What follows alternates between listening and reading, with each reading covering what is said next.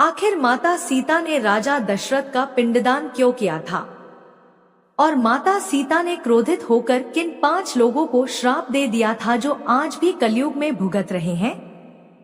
प्रिय दर्शकों, क्या आपने कभी सोचा है कि एक ऐसी नारी जिसे हम सत्य, प्रेम और त्याग की मूर्ति मानते हैं, वह क्रोध में आकर श्राप क्यों देती? माता सीता, जिनका जीवन धर्म और धैर्य का प्रतीक है, उन्होंने अपने जीवन में ऐसा क्या देखा कि उन्हें 5 जीवों को श्राप देना पड़ा? और सबसे बड़ा रहस्य, आखिर क्यों माता सीता को स्वयं राजा दशरथ का पिंडदान करना पड़ा, जो परंपराओं के अनुसार पुत्रों का कर्तव्य माना जाता है?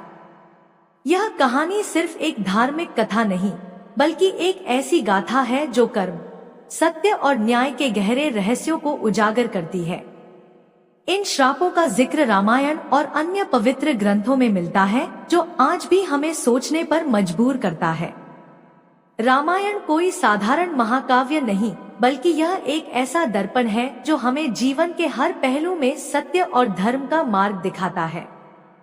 माता सीता का जीवन इस कथा का वह चमकता सितारा है जिसने वनवास के कष्ट, रावण की कैद और समाज के कटु संदेहों को सहते हुए भी अपने आत्मसम्मान को कभी नहीं छोड़ा।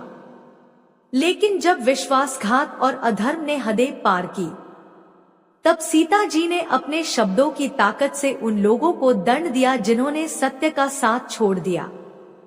यह 5 श्राप सिर्फ क्रोध की अभिव्यक्ति नहीं थे, बल्कि एक चेतावनी थे कि अधर्म का रास्ता चुनने वालों का अंत हमेशा दुखद होता है। क्या थे वह 5 कर्म और कौन थे वह 5 जीव या व्यक्ति जिन्हें माता सीता ने श्राप दिया, और क्यों उन्हें राजा दशरथ का पिंडदान स्वयं करना पड़ा? यह कहानी आपके दिल को छू लेगी और आपको यह सोचने पर मजबूर करेगी कि सत्य और धर्म का रास्ता कितना महत्वपूर्ण है। आइए इस रहस्यमयी और प्रेरणादायक कथा में डूबकर उन 5 श्रापों और पिंडदान के पीछे छिपे सत्य को उजागर करें, जो आज भी कलयुग में अपने प्रभाव से हमें सीख दे रहे हैं। तो आइए इस कथा को शुरू करते हैं, लेकिन उससे पहले आपसे एक विनम्र निवेदन है। रामायण में कहा गया है कि जो व्यक्ति किसी कथा, ज्ञान या धर्म की बात को अधूरा छोड़ देता है, वह अनजाने में अपूर्णता का भागी बनता है। अधूरी कथा एक अधूरी यज्ञ की तरह होती है, जो पुण्य की जगह पाप का कारण बन सकती है। इसलिए मेरे प्रिय मित्रों, इस कथा को अंत तक सुने और कमेंट में जय श्री राम जरूर लिखें। आखिर माता सीता ने राजा दशरथ का पिंडदान क्यों किया और माता सीता ने क्रोधित होकर किन 5 लोगों को श्राप दे दिया था? इसे हम बहुत ही ज्ञानवर्धक कथा के माध्यम से समझते हैं। यह महान कथा यमराज ने लंकापति रावण को सुनाई है। एक बार की बात है, यमलोक के देवता यमराज विशाल सिंहासन पर विराजमान होते हैं। उनके पास चित्रगुप्त बैठे हुए होते हैं। तभी रावण उस स्थान पर पहुंच जाता है। रावण को देख यमराज उनका स्वागत करते हैं और उन्हें कहने लगते हैं, हे लंकापति रावण जी, आपके आगमन से यमपुरी धन्य हुई है। रावण कहता है, हे मृत्यु और न्याय के देवता यमराज, आपको प्रणाम है। यमराज कहते हैं, अवश्य ही कोई महत्वपूर्ण कारण होगा। कृपया आप हमें बताने की कृपा करें कि आप किस प्रयोजन से आज यमपुरी आए हैं। तब रावण कहता है, हे धर्मराज, आप मृत्यु और न्याय के देवता हैं। तीनों लोकों के प्राणियों को उनके कर्मों के अनुसार दंड देने का कार्य आप करते हैं। आपके पास समस्त प्राणियों और चारों दिशाओं का लेखा जोखा रखा हुआ है। पापी मनुष्यों को आप नरक में डालते हैं और पुण्य आत्मा मनुष्य को आप स्वर्ग में भेजते हैं। इसीलिए आपको मनुष्यों के सभी पाप और पुण्य कर्मों का ज्ञान है। मैं आपके पास एक विचित्र प्रश्न लेकर आया हूँ। कृपया आप मेरे इस प्रश्न का उत्तर दें। फिर यमराज कहते हैं, हे रावण, आप सत्य कहते हैं। हमारे पास तीनों लोकों के प्राणियों का लेखा जोखा रखा हुआ है, क्योंकि प्रभु ने हमें यही कार्य सौंपा है। हम प्रभु के आदेश से ही मनुष्य के पाप और पुण्य कर्मों के आधार पर उन्हें दंड देते हैं। आपके मन में जो भी प्रश्न अथवा शंका है, आप निसंकोच होकर पूछिए। हम अपनी सामर्थ्य के अनुसार उनका समाधान अवश्य करने का प्रयास करेंगे। रावण अपनी जिज्ञासा करते हुए कहता है, हे प्रभु, पितृपक्ष में पितरों की पूजा करने से कौन सा फल मिलता है? पितृपक्ष के दौरान पितरों की शांति के लिए कौन से उपाय करने चाहिए? यमराज कहते हैं, हे रावण, तुमने आज उत्तम प्रश्न किया है। तुम्हारे इस प्रश्न में समस्त मनुष्य जाति का कल्याण छिपा हुआ है। जो मनुष्य अपने पितरों को संतुष्ट करता है, उसके समस्त दोष और दुख समाप्त होते हैं। पितरों की पूजा करने से मनुष्य को अपने पूर्वजों का आशीर्वाद प्राप्त होता है। इस विषय में एक अप्सरा और ऋषि की प्राचीन कथा कही जाती है, जो मैं आज तुम्हें सुनाता हूँ। इस कथा को श्रवण करने से तुम्हें तुम्हारे सभी प्रश्नों के उत्तर मिल जाएंगे। इसलिए हे रावण, तुम इस कथा को ध्यान से सुनो। इस कथा को जो भी सुनता है, उसके समस्त प्रकार के पितृ दोषों का नाश होता है। जो भी इस कथा को सुनता है और सुनाता है, उसके ऊपर पितरों की कृपा सदैव बनी रहती है। रावण कहता है, हे प्रभु, आपके मुख से इस कथा को सुनने के लिए मैं उत्सुक हूँ। कृपया आप मुझे वह कथा सुनाइए। मैं इस कथा का प्रचार अवश्य करूँगा। फिर यमराज रावण को पितृपक्ष की कथा सुनाने लगते हैं। प्रिय दर्शकों, आप भी इस कथा को ध्यान पूर्वक पूरा जरूर सुने। इस कथा के श्रवण मात्र से मनुष्य के सभी पाप और दोष नष्ट होते हैं। उसे पितृ दोष से मुक्ति मिलती है। सभी कर्ज उतर जाते हैं। धन, धान्य, संपत्ति की प्राप्ति होती है तथा सुंदर गुणवान पत्नी की प्राप्ति निश्चित होती है। संतानहीन को संतान प्रदान करने वाली यह कथा अत्यंत महान है। पितृपक्ष के दौरान इस कथा का श्रवण प्रत्येक मनुष्य को करना चाहिए। इस कथा को श्रवण करने से पितर देव प्रसन्न होते हैं और वरदान देते हैं। यमराज कहते हैं, हे रावण, प्राचीन काल की बात है। रुद्र नामक एक राजा थे जो संसार के माया मोह को छोड़कर निर्भय होकर ब्रह्मचर्य का पालन करते हुए निर्वाह का भाव से पृथ्वी पर विचरण करने लगे। उन्होंने संसार की सभी खुशियों और भोगों का त्याग कर दिया था। उन्होंने घर में रहना भी छोड़ दिया था। वे एक बार ही भोजन करते थे और वन में भटकते रहते थे। उन्हें ऐसा वैराग्य धारण किया हुआ देखकर उनके समस्त पितृ अत्यंत दुखी हो गए। अपने वंशज को इस प्रकार से वंश को नष्ट करता हुआ देखकर उन्हें भय लगने लगा। उन्होंने सोचा कि वे स्वयं चलकर अपने वंशज से मिलेंगे और उसे वैराग्य का त्याग करने के लिए कहेंगे। फिर एक दिन जब ऋषि रुद्र ध्यान मग्न होकर तपस्या कर रहे थे, उसी समय उनके समस्त पितृ उस स्थान पर प्रकट हुए। जब ऋषि रुद्र ने अपनी आंखें खोली तो उन्होंने 4 दिव्य आत्माओं को अपने सामने खड़ा देखा। उन्हें देखकर वे आश्चर्यचकित हो गए और उन्हें प्रणाम करते हुए कहने लगे, हे महान आत्माओं, आप कौन हैं और किस कारण से आप मुझे दर्शन देने के लिए पधारे हैं? वे सभी दिव्य आत्माएं कहने लगी, हे वत्स, हम तुम्हारे पूर्वज हैं और हम तुम्हारे इस वैराग्य पूर्ण आचरण से अत्यंत दुखी हैं। इसीलिए तुमसे मिलने के लिए आए हैं। ऋषि रुद्र ने उन्हें नमस्कार करते हुए आदर पूर्वक पूछा, हे पितृग, आप सभी के दर्शन करके मैं कृतार्थ हो गया, किंतु आप मेरे आचरण से दुखी क्यों हैं? कृपया मुझे विस्तार से बताइए। मुझसे ऐसी कौन सी भूल हो गई है जो मेरे पूर्वज मुझसे असंतुष्ट और दुखी हैं? तब वे सभी पितृ कहने लगे, हे वत्स, तुमने किस कारण से विवाह नहीं किया? विवाह स्वर्ग और मोक्ष प्राप्ति का उत्तम मार्ग है। गृहस्थ आश्रम के बिना मनुष्य को शाश्वत बंधन होता है। गृहस्थ में रहकर मनुष्य देवताओं, पितरों, ऋषियों और याचकों की पूजा करके उत्तम लोकों को प्राप्त करता है। वह देवताओं को स्वाहा और पितरों को स्वधा शब्द के उच्चारण से तथा द्वार पर आए अतिथियों और याचकों को दान देकर संतुष्ट करता है। विवाह न करके, संतान को उत्पन्न न करके तुम देव ऋण तथा पितृजनों के ऋण से मुक्ति नहीं पा सकोगे। संसार में रहने वाले मनुष्य, ऋषि तथा अन्य प्राणियों के लिए भी तुम प्रतिदिन ऋणी ही हो रहे हो। संतान की उत्पत्ति के बिना तुम स्वर्ग को कैसे प्राप्त कर सकोगे? देव पूजा, पितृ तर्पण तथा संन्यास ग्रहण किए बगैर तुम्हें स्वर्ग की प्राप्ति नहीं होगी। सभी पिता कहते हैं, हे पुत्र, यदि तुमने विवाह नहीं किया तो यह अन्याय केवल तुम्हें कष्ट ही देगा। मरने के बाद तुम्हें नरक की प्राप्ति होगी और अगले जन्म में भी कष्ट भोगोगे। फिर ऋषि ने अपने पितरों से कहा, हे पितरों, जीवन में विवाह करना अत्यंत दुखदायक है। इससे पाप का संग्रह होता है और अंतकाल में यह अधोगति प्रदान करता है। इसी विचार से मैंने स्त्री के साथ विवाह नहीं किया है। स्त्री संग परिग्रह करने से मुक्ति नहीं मिलती। जो व्यक्ति अविवाहित रहकर प्रतिदिन विद्या ग्रहण करता है और ज्ञान के अमृत से अपनी आत्मा को निर्मल करता है, वह मेरे लिए श्रेष्ठ है। विद्वानों ने अनेक प्रकार के सांसारिक कर्मों का वर्णन किया है। इसीलिए मनुष्य को अपने इंद्रियों पर संयम रखकर तत्व ज्ञान के जल से आत्मा को शुद्ध करना चाहिए।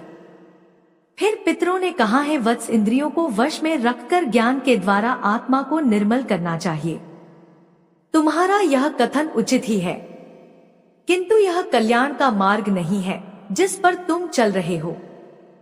यज्ञ, तप और दान के द्वारा अपने अमंगल को दूर करते हुए फल प्राप्ति की कामना से रहित जो शुभ और अशुभ कर्म है, वे बंधन के कारण नहीं होते। जो पूर्व का कर्म है वह भोग से नष्ट होता है। पूर्व जन्म का जो पुण्य कर्म है वह सुखदक को भोगने से निरंतर नष्ट होता रहता है। फिर ऋषि रुद्र ने कहा है, पितामह, वेदों में कर्म मार्ग के प्रतिपादन द्वारा अविद्या और माया की पुष्टि की गई है। इसीलिए आप मुझे विवाह करने के लिए क्यों प्रेरित कर रहे हैं? विवाह करके मेरा अनिष्ट ही हो जाएगा। पितरों ने कहा है, वत्स, कर्म द्वारा जो कुछ भी किया जाता है वह अविद्या है, यह सत्य है, किंतु विद्या प्राप्त करना भी एक प्रकार का कर्म है। शास्त्रों में जो विहित कर्म है, सज्जन पुरुष उनका उल्लंघन नहीं करते, उन्हें उसी से मोक्ष की प्राप्ति होती है। शास्त्रों में पुरुष को विवाह करने की आज्ञा दी गई है। विवाह न करने पर पुरुष को मुक्ति नहीं मिलती है। संतान के बिना उसे मोक्ष नहीं मिलता है। संतान के द्वारा किए गए श्राद्ध कर्म से ही उसे मोक्ष मिलता है। इसलिए हे पुत्र, तुम विधि पूर्वक विवाह करो। विवाह न करने से तुम्हारे सभी कर्म भी नष्ट हो जाएंगे और तुम विफलताओं को ही प्राप्त करोगे। यदि हमारा वंश नष्ट हो जाएगा तो हमारी आत्माएं अतृप्त ही रहेंगी। विवाह करके संतान उत्पन्न करके ही तुम अपने पितरों को संतुष्ट कर सकते हो। यमराज कहते हैं, हे रावण, इस प्रकार से अपने पितरों के वचन सुनकर ऋषि रुद्र को बड़ी ग्लानि हुई। उन्होंने विवाह करने का निश्चय किया। फिर ऋषि रुद्र ने अपने पितरों से कहा, हे पितृग, अब तो मैं बूढ़ा हो गया हूँ। कौन मुझे अपनी कन्या प्रदान करेगा? वैसे भी मुझ जैसे वृद्ध व्यक्ति के लिए विवाह करना अत्यंत कष्ट साध्य है। फिर पितरों ने कहा, है वत्स, यदि तुम हमारे वचनों का पालन नहीं करोगे तो निश्चित ही हम सभी पितरों का पतन हो जाएगा और तुम्हारी अधोगति हो जाएगी। इतना कहकर सभी पितृग अदृश्य हो गए। यमराज कहते हैं, हे रावण, पितरों के द्वारा ऐसे वाक्य सुनकर ऋषि रुद्र मन ही मन अत्यधिक व्याकुल हो उठे। अपने पितरों की मुक्ति के लिए विवाह करने का विचार करते हुए वे कन्या की खोज में पृथ्वी लोक पर विचरण करने लगे, किंतु उन्हें कहीं भी कन्या की प्राप्ति नहीं हो सकी। अपने पितरों के वचनों को बार बार मन में सोचते हुए वे चिंताग्रस्त होकर सोचने लगे, मैं क्या करूं? कहां जाऊं? मेरे पितृगणों को मुक्ति दिलाने के लिए कौन सी स्त्री मुझसे विवाह करेगी? इस प्रकार देर तक विचार करने के बाद ऋषि रुद्र ने ब्रह्मा देव की तपस्या करना शुरू कर दिया। ऋषि रुद्र ने 100 वर्षों तक एक वन में घोर तपस्या की। तत्पश्चात जगत पिता ब्रह्मा ने उन्हें दर्शन दिया और कहा, हे रुद्र, मैं तुम्हारी तपस्या से प्रसन्न हूँ। तुम्हारी जो भी अभिलाषा है उसे प्रकट करो, मैं अवश्य पूर्ण करूंगा। तब ऋषि रुद्र ने ब्रह्मदेव को प्रणाम किया और कहा, हे परमपिता, मेरे पितरों ने मुझे संतान उत्पन्न करने के लिए कहा है। किंतु इस समय मुझे विवाह के लिए कोई कन्या दिखाई नहीं पड़ रही है। इसीलिए कृपया आप मुझे कन्या प्रदान करें, जिससे विवाह करके मैं संतान प्राप्त कर सकूं। इस पर ब्रह्मदेव ने कहा, है विप्र, तुम संसार के प्रजापति हो जाओगे। तुम्हारे द्वारा प्रजा की सृष्टि होगी। तुम्हारे पितरों ने कहा है कि तुम्हें स्त्री से विवाह करना चाहिए। इस अभिलाषा को मन में रखते हुए तुम्हें पितरों की पूजा करनी चाहिए। वे प्रसन्न होकर तुम्हारी इस कामना को पूर्ण करेंगे और तुम्हें उत्तम स्त्री की प्राप्ति होगी। इस प्रकार कहकर ब्रह्मा देव अंतर्ध्य हो गए।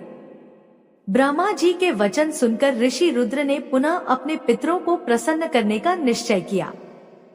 फिर ऋषि रुद्र नदी के तट पर पहुंचे और एकांत में उन्होंने अपने पितरों का तर्पण करके उन्हें संतृप्त किया। तत्पश्चात एकाग्रचित्त होकर वे भक्ति पूर्वक अपने पितरों की स्तुति करने लगे। यमराज कहते हैं, हे रावण, ऋषि रुद्र ने अपने पितरों के लिए जो स्तुति की उसे प्रत्येक मनुष्य को ध्यान से सुनना चाहिए।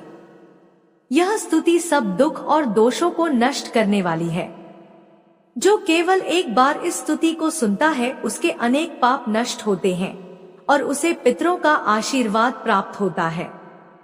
इसलिए तुम इस स्तुति को ध्यान से सुनो, तभी यह कथा सुनने का फल तुम्हें प्राप्त होगा। महात्मा रुद्र इस प्रकार स्तुति करने लगे। जो अधिदेवता के रूप में विद्यमान रहते हैं और जो श्राद्ध के अवसर पर देवताओं से स्वधा द्वारा तृप्त किए जाते हैं, उन सभी पितृगणों को मैं नमस्कार करता हूँ।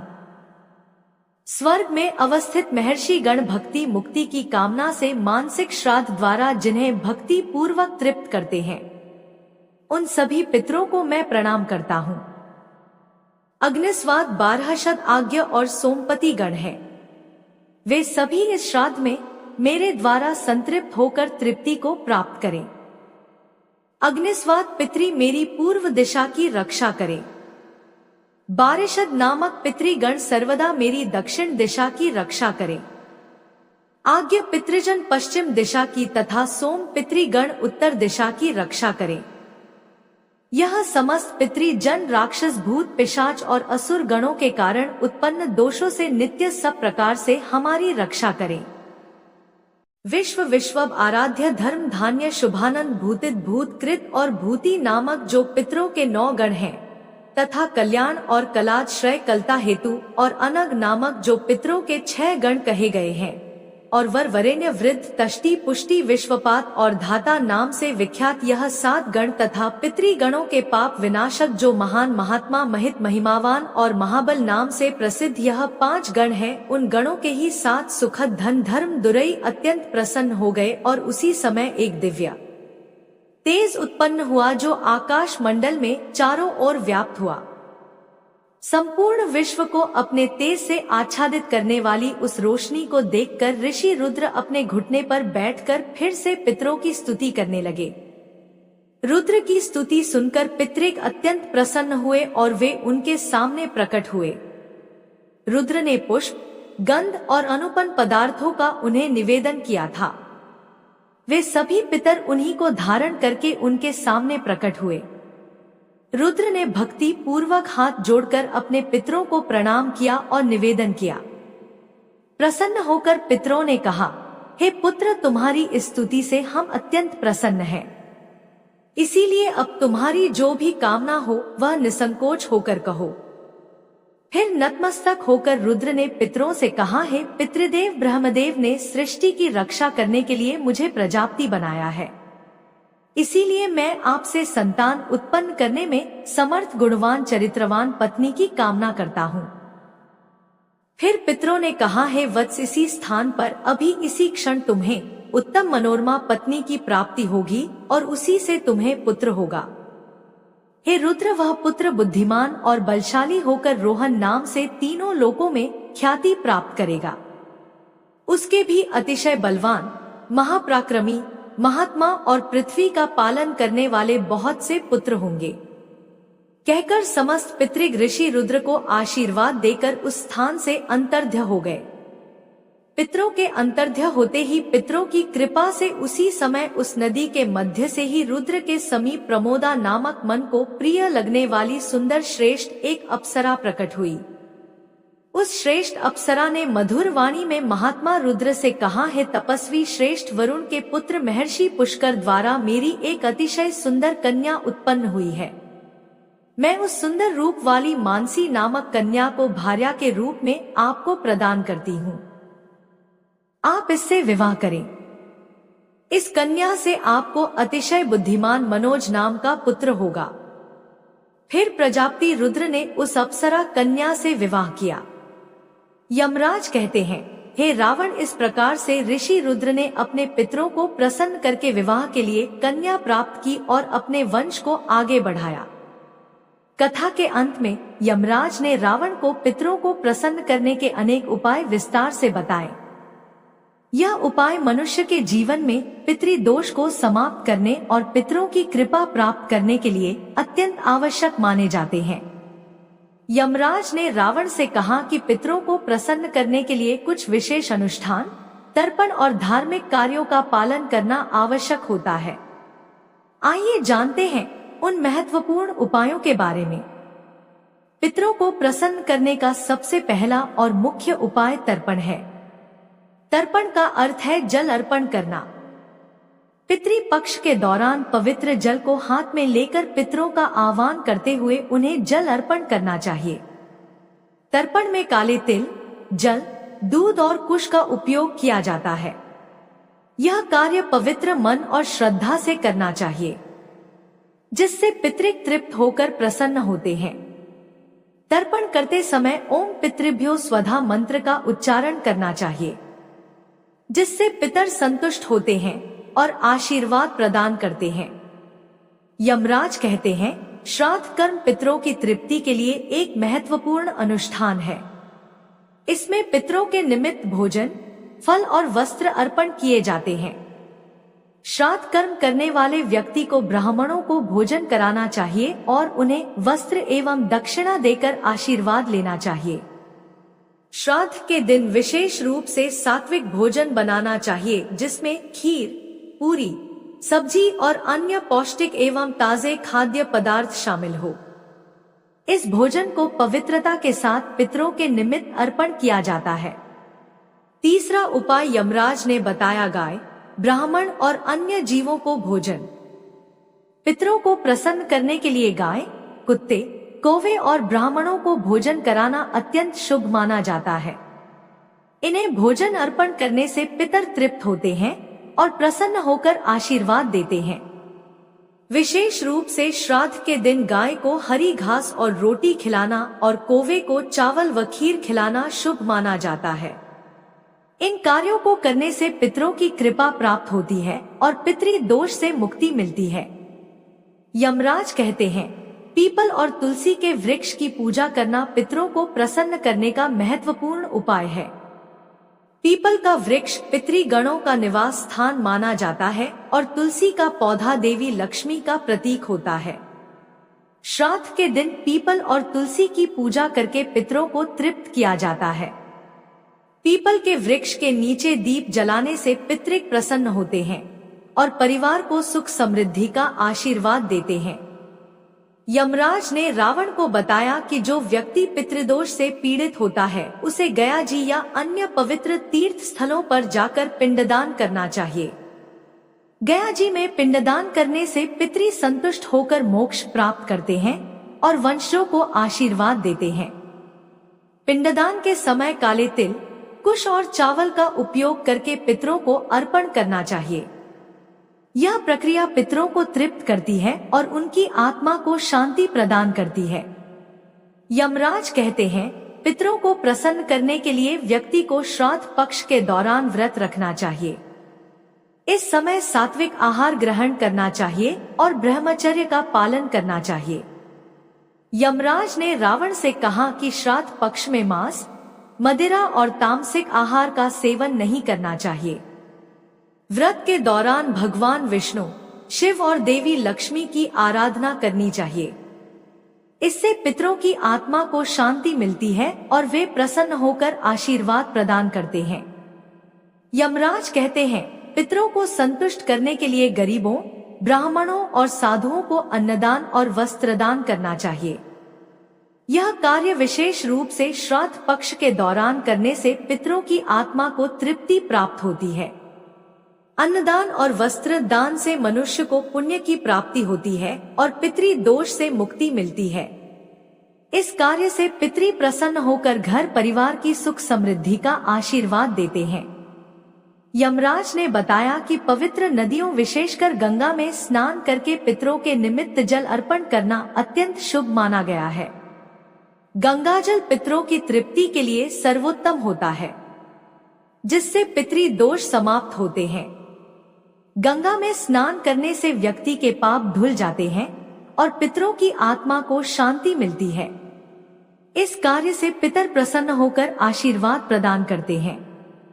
यमराज कहते हैं, पितरों को प्रसन्न करने के लिए सत्संग में शामिल होना और पवित्र ग्रंथों जैसे भगवत गीता का पाठ करना अत्यंत लाभकारी माना जाता है। पितरों की शांति के लिए गीता के 11वें अध्याय का पाठ विशेष रूप से लाभकारी होता है। भगवत गीता के पाठ से पितरों की आत्मा को शांति मिलती है और उनके वंशजों पर उनकी कृपा बनी रहती है। यमराज ने रावण को यह भी बताया कि जो व्यक्ति इन उपायों को श्रद्धा और विश्वास के साथ करता है, उसे जीवन में सभी प्रकार के सुख और समृद्धि प्राप्त होते हैं। पितरों की कृपा से उसके समस्त दोष समाप्त होते हैं और परिवार में शांति बनी रहती है। इन उपायों को नियमित रूप से करने से पितृ दोष से मुक्ति मिलती है और पितृ प्रसन्न होकर वंशजों को आशीर्वाद देते हैं। यमराज ने रावण से कहा है, रावण, जो भी व्यक्ति इन उपायों का पालन करता है उसे पितृ दोष का कभी सामना नहीं करना पड़ता और उसके पितर सदैव प्रसन्न रहते हैं। इस प्रकार यमराज ने पितरों को प्रसन्न करने के विभिन्न उपाय विस्तार से बताए, जिन्हें हर व्यक्ति को पितृ पक्ष में करना चाहिए। फिर रावण कहते हैं, हे मृत्यु के देवता यमराज जी, एक और विचित्र प्रश्न मेरे मन में भटक रहा है। तो यमराज जी बोलते हैं, हे लंकापति रावण, पूछो, आपके मन में जो भी प्रश्न है बिना संकोच के पूछ सकते हो। प्रिय दर्शकों, तब रावण कहता है, यमराज जी, शास्त्र कहते हैं कि एक पुरुष को केवल एक ही स्त्री से विवाह करना चाहिए, एक ही स्त्री से संबंध बनाना चाहिए। किंतु मैंने यह भी देखा है कि कुछ मनुष्य अनेक विवाह करते हैं, अनेक स्त्रियों से संबंध रखते हैं। क्या यह पाप नहीं है? क्या ऐसे मनुष्यों को नरक में डाला जाता है? इस पर शास्त्र क्या कहते हैं? क्या कोई मनुष्य अनेक स्त्रियों से विवाह कर सकता है? कृपया आप मेरी इस शंका को दूर करें। यमराज कहने लगते हैं कि देव, आपने समस्त मानव जाति के कल्याण के लिए उचित ही प्रश्न किया है। प्रिय दर्शकों, हम आज के इस युग की बात करें तो जब पति पत्नी एक दूसरे की शादी के बंधन में बंध जाते हैं और एक साथ रहने की कसम खाते हैं, यह कसम आज के इस आधुनिक जमाने में हर कोई पंडित के सामने लेता ही है। परंतु आज की इस जमाने में कसम जो एक दूसरे के पति पत्नी के समय, शादी के समय ली जाती है, वह एकमात्र कसम ही रह गई है। क्योंकि प्रिय दर्शकों, शादी हो जाने के बाद एक ही पत्नी के साथ कई बार संबंध बनाने के बाद या काम क्रीड़ा करने के बाद पुरुष बोर हो जाता है और दूसरी पत्नी की तरह नजर लगाना शुरू कर देता है। और आज की इस जमाने में हर एक पुरुष शादीशुदा बस यही फर्क नहीं घूमता रहता है कि इस औरत से और संबंध बना लो, फिर सोचता है एक और अच्छे संबंध बना लो। ऐसे करते करते उसका मन किसी भी औरत के साथ नहीं लगता है। बस उसके मन में एक नई नई औरतों के साथ हवस बुझाने का ही मन बना रहता है। परंतु एक ही स्त्री ऐसी होती है कि अगर आप उसके साथ पत्नी के होते हुए भी संबंध बनाते हैं, शारीरिक या सेक्स करते हैं, तो प्रिय दर्शकों, शास्त्रों के अनुसार आपको पाप नहीं लगेगा। संसार में मनुष्य एक से अधिक विवाह कर सकता है या नहीं? इसका उत्तर देने से पूर्व मैं आपको एक कथा सुनाता हूँ। इस महान कथा में आपको सभी प्रश्नों के उत्तर मिल जाएंगे, इसीलिए आप इस कथा को ध्यान से जरूर सुनें। जो भी इस कथा को ध्यान से सुनता है मैं उसके 32 अपराध माफ करता हूँ। फिर रावण कहता है, हे धर्मराज, आप उस कथा को कहिए, मैं उसे ध्यान से पूरा सुनूंगा। तब यमराज रावण को वह महान कथा सुनाते हैं। प्राचीन काल की बात है। मध्य देश में एक अत्यंत शोभायमान नगरी थी। उस नगरी के एक अत्यंत गुणवान, बलवान और रूपवान राजा थे जिनका नाम था धर्मवीर। महाराज धर्मवीर एक न्यायप्रिय राजा थे। उनकी प्रजा उनके न्याय से अत्यंत संतुष्ट रहा करती थी। राजा भी अपनी प्रजा का अच्छी तरह से देखभाल करते हैं। प्रजा का सभी का अच्छी तरह से ध्यान रखते थे। महाराजा की सुनीता नाम की पत्नी थी जो अत्यंत सुंदर, गुणवान, चरित्रवान और पतिव्रता नारी थी। महाराज धर्मवीर और रानी सुनीता बहुत ही दयालु स्वभाव के थे। वे हर प्रकार के यज्ञ, दान, धर्म तथा अनुष्ठान किया करते थे। उनके साम्राज्य में सब कुछ था, किंतु केवल एक कारण से महाराज, महारानी और प्रजा दुखी रहते थे। महाराज को कोई संतान नहीं थी, जिससे महाराज दुखी और चिंता में रहते थे। प्रजा को भी महाराज की ऐसी दशा देखी नहीं जा रही थी। कितने ही प्रयास करने पर भी महाराज को कोई संतान नहीं हो रही थी। महाराज ने अनेक वैद्य बुलाए, अनेक पुत्र प्राप्ति के उपाय किए, दान धर्म किए, व्रत किए, किंतु उन्हें किसी भी उपाय से संतुष्टि नहीं मिली। फिर एक दिन प्रजाजन महाराज के पास आते हैं और कहते हैं, महाराज आप पुत्र प्राप्ति के लिए दूसरा विवाह करें। किंतु महाराज अपनी प्रजा की बात से सहमत नहीं होते। महाराज रानी सुनीता से बहुत प्रेम करते थे, इसीलिए वे अपनी पत्नी का दिल नहीं दुखाना चाहते थे तथा महाराज शास्त्रों का भी ज्ञान रखते थे कि एक पुरुष को केवल एक ही स्त्री के प्रति एक निष्ठ रहना चाहिए। प्रिय दर्शकों, एक पत्नी के होते हुए कभी दूसरी स्त्री के पास नहीं जाना चाहिए। जिस प्रकार से एक मादा पशु के साथ डॉनर पशु नहीं रह सकते, ठीक उसी प्रकार से एक पुरुष के साथ दो स्त्रियां कभी सुखी नहीं रह सकती। जो पुरुष एक पत्नी होते हुए भी दूसरी स्त्री से संबंध रखता है, वह घोर पाप करता है और नरक में ही गिरता है।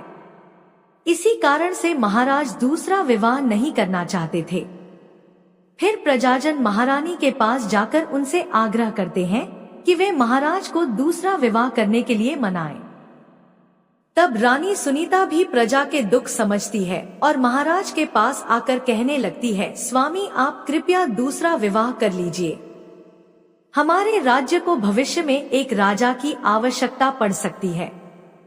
फिर महाराज रानी को भी मना करते हैं और कहते हैं कि यदि मैं दूसरा विवाह भी कर लूंगा तो मैं पाप का भागी बन जाऊंगा, मुझे नरक में ही जाना पड़ेगा। और तुम बताओ, क्या तुम मेरे दूसरे विवाह से खुश रह पाओगी? तब रानी कहती है, स्वामी आपकी खुशी में ही मेरी खुशी है। मैं मेरी सौतन को अपनी बहन मानकर प्यार दूंगी। कृपया आप संकोच ना करें, मुझे इससे क्षण मात्र भी दुख नहीं होगा। मैं आपको विवाह के लिए सहमति देती हूँ। तब महाराज कहते हैं कि देवी, किंतु मुझे उस पाप से कौन बचाएगा जो एक स्त्री के होते हुए भी दूसरी स्त्री के साथ संबंध रखने से मिलता है। इस पाप से कोई मुक्ति नहीं है। मैं ऐसा घोर अनर्थ नहीं करना चाहता। उधर स्वर्ग लोक से महाराज के सभी पूर्वज इस घटनाक्रम को देख रहे होते हैं। वे अपने पुत्र के ऐसे व्यवहार से अत्यंत दुखी हो जाते हैं। यदि महाराज को पुत्र नहीं होगा तो कुल का विनाश हो जाएगा। इसी भय से सभी पूर्वज बहुत दुखी हो जाते हैं। फिर एक दिन सभी पूर्वज महाराज के स्वप्न में आकर उन्हें दर्शन देते हैं और कहते हैं, हे पुत्र, तुम्हारे कारण हमारी दुर्गति हो रही है, हमारे कुल का विनाश हो रहा है। तब महाराज अपने पूर्वजों से कहते हैं कि हे महात्मा, मैंने ऐसा कौन सा पाप किया है जो आप सभी इतने दुखी हुए हैं? आपकी आत्मा की शांति के लिए जो भी उपाय हो हमें अवश्य ही करूंगा। तभी वे पूर्वज कहने लगते हैं कि पुत्र हमारी मुक्ति का एक ही उपाय है, वह है तुम्हारी संतान। यदि तुम पुत्र को जन्म नहीं दोगे तो तुम्हारे साथ साथ हमें भी नरक में जाना पड़ेगा। हमारा संपूर्ण कुल और वंश नष्ट हो जाएगा। इसीलिए हे पुत्र, हम तुमसे विनती करते हैं कि तुम दूसरा विवाह करो। पुत्र के बिना मनुष्य को सद्गति प्राप्त नहीं होती है। पुत्र ही अपने माता पिता का उद्धार करता है, उन्हें मोक्ष दिलाता है। जब वह श्राद्ध करता है तो हमारे पाप नष्ट हो जाते हैं। जब वह पृथ्वी लोक पर दान धर्म करता है तो हमें स्वर्ग लोक में भोजन की प्राप्ति होती है। इसीलिए हे पुत्र, तुम शीघ्र ही पुत्र की प्राप्ति के लिए कोई उपाय करो। अपने पितरों की बात सुनकर भी महाराज दूसरा विवाह करने के लिए तैयार नहीं होते हैं। फिर सभी पितृक दुखी होकर यमराज के पास जाते हैं और उनसे विनती करते हुए कहते हैं, हे धर्मराज, कृपया हमारे कुल की रक्षा कीजिए। हमारे पुत्र की कोई संतान नहीं है और संतान के बिना हमारा कुल नष्ट हो जाएगा। कृपया आप हमारे पुत्र को दूसरा विवाह करने की आज्ञा दें। फिर यमराज कहते हैं, महात्माओं, मैं अवश्य ही तुम्हारे पुत्र को समझाऊंगा और उसे पुत्र प्राप्त करने के लिए प्रेरित करूंगा। ऐसा कहकर यमराज पृथ्वी लोक पर आते हैं। जब यमराज पृथ्वी लोक पर आते हैं और एक साधु का रूप धारण करके महाराजा धर्मवीर के दरबार में जाते हैं, उन साधु को देखकर महाराज धर्मवीर अत्यंत प्रसन्न होते हैं और उनका आदर सत्कार करते हैं। उनसे पूछते हैं, महात्मा, आप कौन हैं? किस प्रयोजन से आप हमारे इस राज्य में पधारे हैं? आपके मुखमंडल का तेज देखकर यह प्रतीत होता है कि आप अवश्य ही कोई बड़े तपस्वी हैं। तब वह साधु उस राजा से कहते हैं, मैं साक्षात यमराज हूँ। तुम्हारे पूर्वजों के द्वारा प्रार्थना करने पर ही मैं स्वयं तुमसे मिलने के लिए आया हूँ। वह साधु महाराज से कहते हैं, तुमने अपने पूर्वजों को दुख दिया है जिससे तुम्हारा सारा साम्राज्य नष्ट हो जाएगा। पुत्र के बिना तुम्हारी दुर्गति हो जाएगी। तुम्हें कभी मोक्ष की प्राप्ति नहीं होगी। शास्त्र कहते हैं कि मनुष्य को मोक्ष प्राप्ति के लिए पुत्र को जन्म अवश्य देना चाहिए। फिर महाराज कहते हैं, हे धर्मराज, मैं विवश हूँ। मैं दूसरा विवाह करके पाप का भागीदार नहीं बनना चाहता। इससे अच्छा है कि मैं पुत्रहीन होकर जीवन व्यतीत करूं।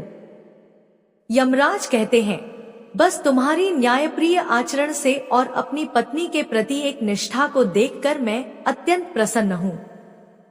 किंतु हे धर्मवीर, एक मनुष्य दूसरा विवाह अवश्य कर सकता है, इसमें कोई पाप नहीं है। यदि किसी पुरुष की पत्नी उसके दूसरे विवाह के लिए सहमति दे देती है तो वह पुरुष दूसरा विवाह निश्चित ही कर सकता है, इसमें कोई पाप नहीं है। प्रिय दर्शकों, शास्त्र कहते हैं कि यदि एक पत्नी से पुत्र की प्राप्ति नहीं होती है और उसकी पत्नी उसे दूसरा विवाह करने की अनुमति देती है तो उसे दूसरा विवाह करने में संकोच नहीं करना चाहिए। साक्षात यमराज के द्वारा ऐसे वचन सुनकर महाराज अति प्रसन्न हो जाते हैं और यमराज को धन्यवाद देते हैं। फिर यमराज उस स्थान से अंतर्ध्य हो जाते हैं। महाराज धर्मवीर अपनी पत्नी सुनीता के पास जाते हैं और उससे दूसरा विवाह करने की अनुमति मांगते हैं, तो महारानी सुनीता उन्हें दूसरा विवाह करने की अनुमति दे देती है। तब महाराज दूसरी स्त्री से विवाह कर लेते हैं, जिससे उन्हें सुंदर पुत्र रत्न की प्राप्ति होती है और उधर स्वर्ग लोक में सभी पूर्वज भी आनंदित हो जाते हैं। प्रिय दर्शकों, शास्त्रों पुराणों में बताया गया है कि मनुष्य धरती पर रहकर जो भी अच्छे या बुरे कर्म करते हैं, उन सभी कर्मों का लेखा जोखा मृत्यु के बाद होता है और उसके अनुसार सजा और पुनर्जन्म मिलता है। ईश्वर की दृष्टि में जो अच्छे काम यानी आपके होते हैं उसे पुण्य कहा जाता है और जो बुरे कर्म होते हैं उन्हें पाप कहा जाता है। पुराणों में कई अच्छे और बुरे कामों के बारे में बताया गया है। गरुड़ पुराण और कठोपनिषद में तो यह भी बताया गया है कि मनुष्य को अपने पाप कर्मों के कारण मृत्यु के बाद अलग अलग तरह के पापों के लिए कौन कौन सी अलग सजाएं दी जाती हैं। गरुड़ पुराण में उल्लेख मिलता है कि मनुष्य धरती पर जो कुछ भी पाप करता है, उन सभी पापों की अलग अलग सजा बारी बारी से मिलती है। यमराज की न्याय में किसी भी पाप की सजा से बचा नहीं जा सकता है। प्रिय दर्शकों, गरुड़ पुराण में बताया गया है कि पर स्त्री पुरुष संबंध रखने वाले को लोहे की गर्म सलाखों को आलिंगन करवाया जाता है। जो पुरुष अपने गोत्र की स्त्री से संबंध बनाता है, उसे नरक की यातना होकर लक्कड़ बग्घा अथवा शाही के रूप में जन्म लेना पड़ता है।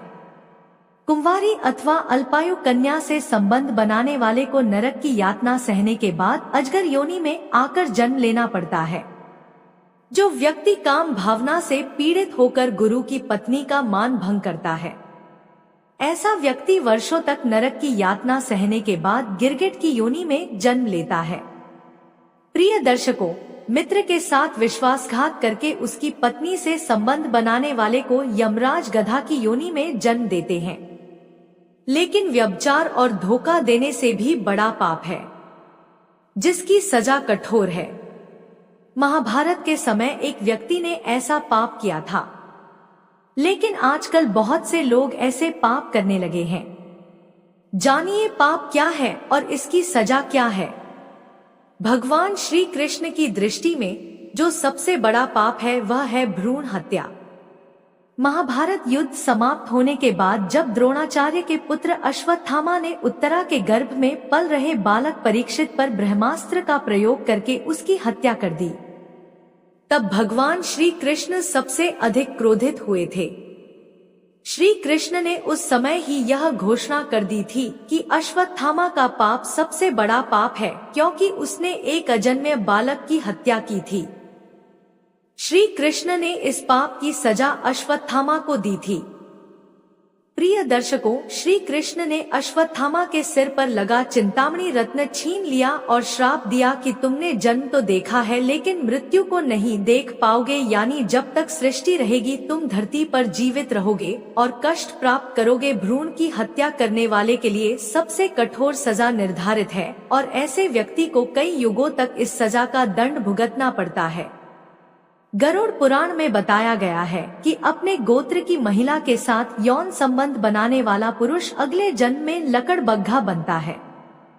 साथ ही कहा जाता है कि अपने गोत्र की लड़की से विवाह करने पर होने वाली संतान आमतौर पर मानसिक रूप से कमजोर, विकलांग या पूरी तरह अक्षम हो सकती है। गरुड़ पुराण को सनातन धर्म में महापुराण की संज्ञा दी गई है। इसके जरिए लोगों को बुरे कर्मों को छोड़कर बेहतर जीवन बनाने के लिए धर्म के मार्ग पर चलने का संदेश दिया गया है। गरुड़ पुराण में सही और गलत कर्मों की व्याख्या भी की गई है और उनके आधार पर यह बताया गया है कि किस पाप के लिए व्यक्ति को मृत्यु के बाद कौन सी सजा मिलती है। गरुड़ पुराण में मृत्यु के बाद कर्मों के आधार पर स्वर्ग और नरक मिलने की बात कही गई है।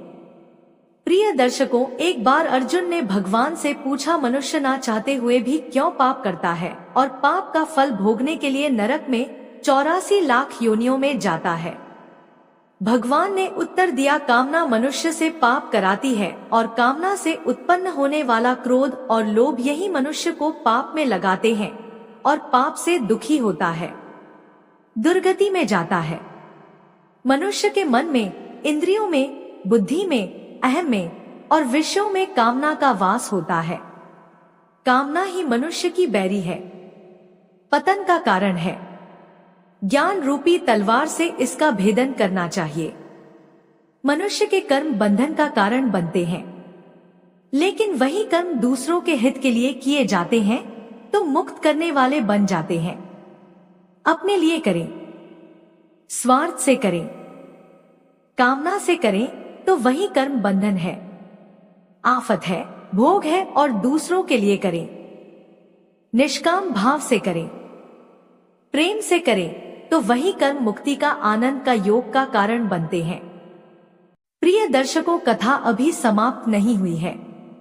अब हम जानेंगे आखिर माता सीता ने राजा दशरथ का पिंडदान क्यों किया और माता सीता ने क्रोधित होकर किन 5 लोगों को श्राप दे दिया था जो आज भी कलयुग में भुगत रहे हैं। प्रिय दर्शकों, जब भगवान राम, माता सीता और लक्ष्मण जी वनवास के दौरान जंगल में भटक रहे थे, उसी समय उनके पिता राजा दशरथ का देहांत हो चुका था। ठीक उसी वक्त पितृपक्ष चल रहा था और पितरों को तर्पण देने का समय था। यह रस्म किसी पवित्र जलाशय के किनारे पर की जाती है, जहां पिंडदान कर आत्मा को शांति प्रदान की जाती है। इसलिए यह तीनों गया पहुंचे और फाल्गु नदी के तीर पर रुके।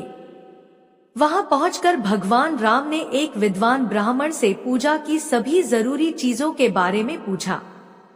ब्राह्मण ने उन्हें बताया कि पूजा के लिए कुछ विशेष सामग्री चाहिए, जैसे फल, फूल, दूध और अन्य वस्तुएं। तब राम जी ने लक्ष्मण से कहा, भाई लक्ष्मण, तुम पास के गांव में जाओ और यह सभी सामान जल्दी से लेकर आओ ताकि हम समय पर रस्म पूरी कर सकें। लक्ष्मण जी गांव की ओर निकल गए, लेकिन काफी समय बीत जाने के बाद भी वे वापस नहीं लौटे। राम जी चिंतित हो उठे और सोचने लगे कि कहीं कोई परेशानी तो नहीं आ गई। इधर ब्राह्मण बार बार याद दिला रहे थे, हे राम, शुभ मुहूर्त निकलता जा रहा है। अगर अब नहीं किया तो पितरों की आत्मा को शांति नहीं मिलेगी। जल्दी से तैयारी पूरी करो। राम जी ने जवाब दिया, ब्राह्मण देव, मैं अभी लक्ष्मण की तलाश में जाता हूँ। शायद रास्ते में कोई बाधा आ गई हो और वे तुरंत निकल पड़े। अब माता सीता अकेली थी और समय तेजी से गुजर रहा था। उनकी चिंता बढ़ती जा रही थी। वे सोच रही थी, राम और लक्ष्मण इतनी देर से क्यों नहीं लौटे? कहीं कोई खतरा तो नहीं? लेकिन पितृपक्ष का समय निकल रहा है और राजा दशरथ की आत्मा को तर्पण की जरूरत है। आखिरकार सीता जी ने फैसला किया कि जो भी सामग्री उनके पास मौजूद है उसी से वे पूजा शुरू करेंगी। वे ब्राह्मण से बोली, है ब्राह्मण, राम और लक्ष्मण को आने में देरी हो रही है, मैं खुद ही पूजा शुरू करती हूँ। शायद तब तक वे लौट आए, वरना मैं अकेली ही इसे पूरा कर लूंगी। ब्राह्मण ने सहमति दी और कहा, जैसी आपकी इच्छा देवी, लेकिन विधि विधान से करना। सीता जी ने विधि पूर्वक पूजा की, मंत्र जपे और अंत में पिंडदान किया। जैसे ही उन्होंने हाथ जोड़कर प्रार्थना की और आंखें बंद की, एक आकाशवाणी हुई, देवी सीता, तुम्हारी पूजा सफल हुई है। राजा दशरथ ने इसे स्वीकार कर लिया है और उनकी आत्मा को शांति मिल गई है। यह सुनकर सीता जी को अपार खुशी हुई। उन्हें लगा कि उनका प्रयास व्यर्थ नहीं गया, लेकिन वे यह भी जानती थी कि राम और लक्ष्मण इस पर यकीन नहीं करेंगे, क्योंकि परंपरा के अनुसार पिंडदान पुत्रों के बिना पूरा नहीं माना जाता। इसलिए सीता जी ने फल्गु नदी, एक गाय, वट वृक्ष, तुलसी का पौधा और ब्राह्मण को साक्षी बनाया। वे बोली, हे फल्गु नदी, तुम मेरी पूजा की गवाह हो। हे गाय माता, तुम भी देख रही हो। वट वृक्ष, तुलसी जी और ब्राह्मण देव, आप सभी इस सत्य के साक्षी बनो। जब राम और लक्ष्मण लौटे तो सीता जी ने पूरी घटना बताई। राम जी ने कहा, सीते, यह कैसे संभव है? पिंडदान तो पुत्रों के हाथों से होता है। साक्षी कौन है? सीता जी ने साक्षियों का नाम लिया, लेकिन राम जी ने उनसे पूछा। राम जी के क्रोध को देखकर फल्गु नदी, गाय, तुलसी और ब्राह्मण ने सत्य नहीं बोला। वे डर गए और चुप रहे या झूठ बोल दिया। केवल वट वृक्ष ने साहस दिखाया और बोला, हे राम, सीता जी ने सही कहा, मैंने सब देखा है। उन्होंने विधि पूर्वक पिंडदान किया। यह देखकर सीता जी बहुत दुखी और क्रोधित हुई। उन्होंने कहा, आप सभी ने सत्य छिपाया, अब सुनो मेरा श्राप। पहले उन्होंने फल्गु नदी से कहा, तुमने सत्य छिपाया, इसलिए तुम सिर्फ नाम की नदी रहोगी, ऊपर से सूखी दिखोगी, पानी नीचे ही बहता रहेगा। इसी कारण आज फल्गु नदी सतह पर सूखी नजर आती है, लेकिन लोग वहां पिंडदान करते हैं। फिर गाय से बोली, हे गाय, तुमने झूठ बोला। अब तुम्हारे पूरे शरीर की पूजा नहीं होगी। हिंदू धर्म में सिर्फ तुम्हारा पिछला हिस्सा पूजनीय माना जाएगा और तुम्हें हमेशा भटकना पड़ेगा, कभी स्थिर नहीं रहोगी। ब्राह्मण से कहा, तुम विद्वान होकर भी सत्य से मुंह मोड़ा, इसलिए तुम कभी संतुष्ट नहीं रहोगे। कितना भी दान मिले तुम्हारी अतृप्ति बनी रहेगी। तुलसी जी से बोली, तुम गया की मिट्टी में कभी नहीं उगोगी और कौवे को श्राप दिया, तुम हमेशा लड़ झगड़ कर खाओगे, कभी शांति से नहीं। लेकिन वट वृक्ष को आशीर्वाद दिया। तुमने सत्य बोला, इसलिए पिंडदान में तुम्हारी उपस्थिति जरूरी होगी। तुम्हारी आयु लंबी होगी और तुम दूसरों को छाया दोगे। स्त्रियां तुम्हारी पूजा कर अपने पति की लंबी उम्र मांगेंगी। माता सीता का जीवन सिर्फ दुखों की दास्तान नहीं है। यह एक ऐसी महिला की कहानी है जिसने हर हाल में धर्म, प्यार और स्वाभिमान को सबसे ऊपर रखा। वनवास में उन्होंने राजसी सुख त्यागे, लंका में रावण के लालच को ठुकराया और समाज के शक के बावजूद अग्नि परीक्षा देकर अपनी पवित्रता साबित की। जब अयोध्या में उनके चरित्र पर सवाल उठे तो उन्होंने धरती माता की गोद में समाने का फैसला किया। लेकिन जाने से पहले बोली, जब तक इस दुनिया में महिलाओं का सम्मान नहीं होगा, कोई समाज खुशहाल नहीं रह सकता। उनका हर हिस्सा हमें बताता है कि असली ताकत बाहरी शक्ति में नहीं, बल्कि अंदर के सब्र, विश्वास और सम्मान में है। माता सीता का चुप रहना, सहन करना और साहस आज भी हर इंसान के लिए मिसाल है। अपने आखिरी पलों में धरती माता से बोली, जब तक महिलाओं का अपमान होगा, तुम भी अशांत रहोगी। तुम्हारा संतुलन बिगड़ेगा और तुम्हारी गोद से तबाही निकलेगी। यह श्राप एक चेतावनी था कि महिलाओं का सम्मान और प्रकृति का बैलेंस जुड़े हुए हैं। आज भूकंप, बाढ़ जैसी आपदाएं देखकर लगता है कि यह सीता जी की बात सच्ची हो रही है। यह हमें सिखाता है कि जब समाज में अधर्म, अन्याय और महिलाओं का अपमान बढ़ता है तो प्रकृति भी अपना रौद्र रूप दिखाती है। अब जानिए माता सीता के उन 5 श्रापों के बारे में जिनकी सजा आज भी जारी है। पहला श्राप, अहंकार का खात्मा। लंका का ताकतवर राजा रावण, जो अपनी ज्ञान, तप और बहादुरी से मशहूर था, अहंकार में धर्म की सभी हदें पार कर गया। उसने धोखे और ताकत से माता सीता का हरण किया, जो सिर्फ एक महिला का अपमान नहीं बल्कि धर्म की मर्यादा का उल्लंघन था। अशोक वाटिका में कैद होने पर भी सीता जी ने रावण के लालच और धमकियों के आगे नहीं झुकी। वे बोली, रावण, अगर तुम अपने पापों से नहीं लौटे तो तुम्हारा अंत तय है। लेकिन रावण ने अनसुना कर दिया।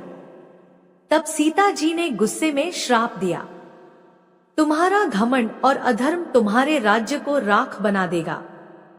तुम्हारा वंश और वैभव सब मिट जाएगा। यह सच साबित हुआ। राम जी के हाथों रावण मारा गया और स्वर्ण लंका मिट्टी में मिल गई। रावण का पतन बताता है कि चाहे कोई कितना बड़ा हो, अधर्म चुनने पर उसका अंत निश्चित है। यह श्राप आज भी याद दिलाता है कि घमंड और अन्याय पर टिका कोई साम्राज्य एक दिन जरूर गिरता है। दूसरा श्राप, चुप्पी का सजा। रावण की पत्नी मंदोदरी एक ज्ञानी, धर्मप्रिय और समझदार महिला थी। वे जानती थी कि सीता का हरण गलत है। उन्होंने रावण से कहा, रावण, सीता जी को सम्मान से लौटा दो, राम से दुश्मनी खत्म करो। लेकिन रावण ने नहीं माना तो मंदोदरी चुप हो गई और कोई बड़ा कदम नहीं उठाया। सीता जी ने इस चुप्पी को अन्याय का साथ माना। धर्म ग्रंथ कहते हैं कि अन्याय देखकर चुप रहना भी गुनाह है। इसलिए सीता जी ने श्राप दिया, तुम्हारा कुल कभी तरक्की नहीं करेगा, तुम्हारी औलादें सुख से महरूम रहेंगी। यह प्रभाव गहरा पड़ा। रावण की मौत के बाद मंदोदरी का वंश खत्म हो गया, लंका की चमक गई। मंदोदरी को जीवन भर अकेलापन सहना पड़ा। यह कहानी सिखाती है कि सिर्फ सलाह देना काफी नहीं, अन्याय के खिलाफ आवाज और कार्रवाई जरूरी है। तीसरा श्राप, सामूहिक गलती का फल। रावण के राज्य में राक्षसों ने सीता जी के साथ बहुत क्रूरता की। अशोक वाटिका में राक्षसियां उन्हें डराती, अपमान करती और मानसिक यातना देती। वे सीता जी के पवित्र स्वभाव का मजाक उड़ाती। सीता जी ने सहा, लेकिन हद पार होने पर श्राप दिया, तुम्हारा घमंड, धन और ताकत सब खत्म हो जाएगी। तुम्हारी जाति धरती से लगभग मिट जाएगी। यह सच हुआ। राक्षस जाति अब सिर्फ कहानियों में बची है। उनका प्रभाव गया। यह बताता है कि जब कोई समूह सामूहिक अधर्म करता है तो उसका पतन तय है। प्रिय दर्शकों, माता सीता का जीवन बताता है कि धर्म सिर्फ रस में नहीं, बल्कि सत्य, दया और न्याय का समर्पण है। उनके श्राप चेतावनी है कि घमंड, अन्याय और झूठ का अंत बुरा होता है। उनका जीवन एक दीपक है जो बताता है कि मुश्किलों में भी सत्य और सम्मान से जीना ही जीत है।